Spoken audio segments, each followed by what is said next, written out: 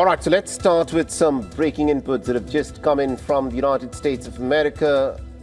The American President Donald Trump has now said that he's increasing his global tariffs from 10% to 15%. Now, Trump made the announcement on his social media platform. He in fact put out the post saying that he is raising tariffs to the fully allowed and legally tested 15% levels. And this comes after the US Supreme Court, remember, yesterday it struck down Trump's ability to impose tariffs under America's International Emergency Economic Powers Act of 1977. So instead, Trump had imposed 10% global tariffs under Section 122 of the Trade Act of 1974. The 10% tariffs were supposed to be in place for the next 150 days, and they were supposed to come into effect from Tuesday, that is the 24th of February. His latest post now says that the new 15% tariffs will be effective immediately.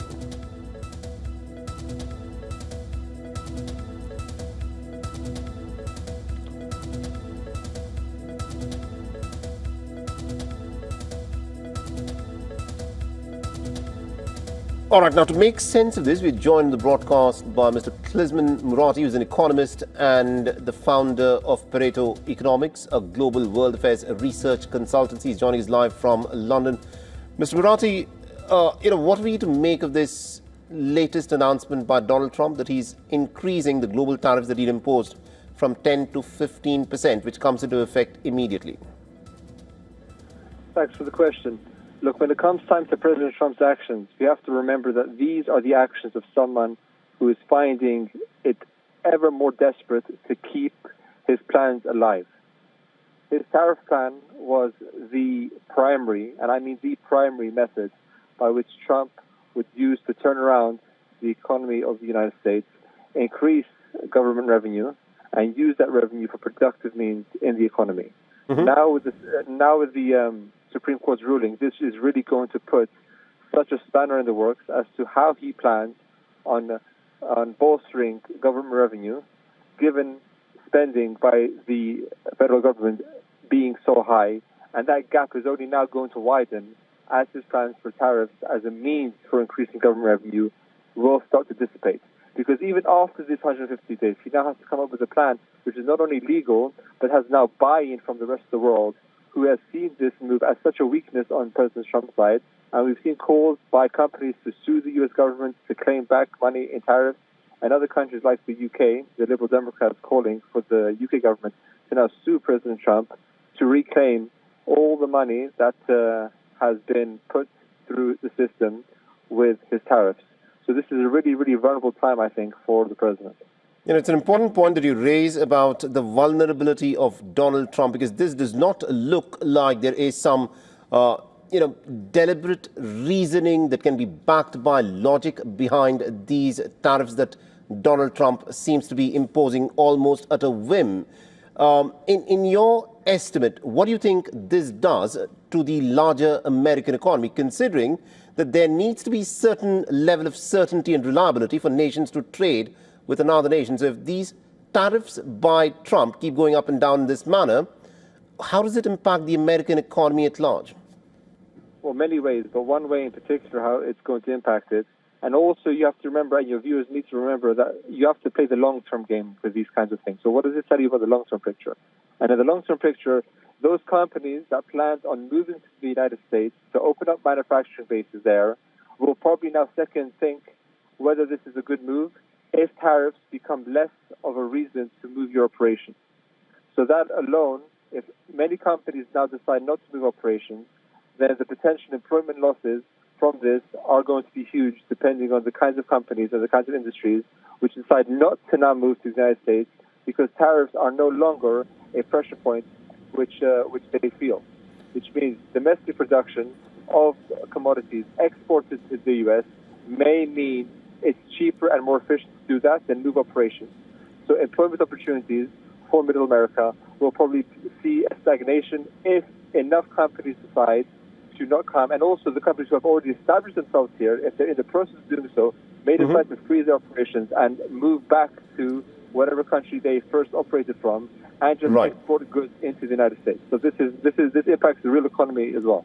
Indeed, those are some of the impacts of Donald Trump's tariffs that one can expect to see. Thank you very much indeed, Mr. Murati, for joining us from London and getting us that perspective.